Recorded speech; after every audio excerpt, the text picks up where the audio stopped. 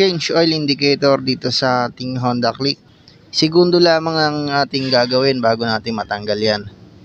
Ang una nating gagawin ay patayin natin ang ating susi.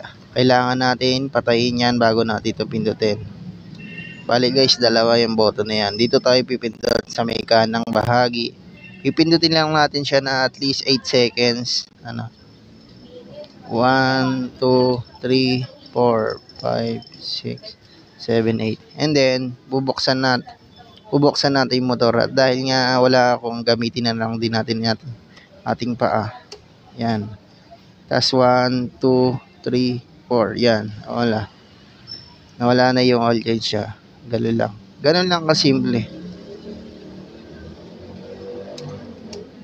Wala na. Set naman ang kilometer pagtapos natin mag-change oil. Pipindutin lang natin itong dalawang button. Yan, hindi ko pala natiinan. Once na mag-blink na yun, pipindutin lang natin itong nasa left. Yan. Kapag lumabas na yung change oil, pipindutin natin sa kanan para mag-set. Yan. Once na mag-blink na yan, pipindutin na natin itong nasa kaliwa para ma-adjust kung gaano karami hahaba yun tatakbuhin bago tayo magpalit.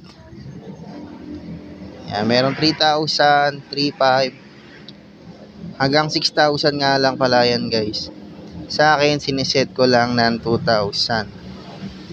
At least 2,000 or 2,500, okay na yan. Sa akin, set ko lang 2,000. After mo ma-set yung gusto mo, pipindutin mo natin sa kanan, yun na yun. At mag-set na yun siya. Then, magbiblink na lang yan after niya maabutan yung kilometer na sinet mo.